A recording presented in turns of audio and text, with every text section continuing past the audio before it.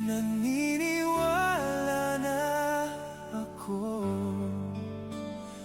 tinadhana nga tayo, pagkat ako'y binago mo, mahal kita palagi.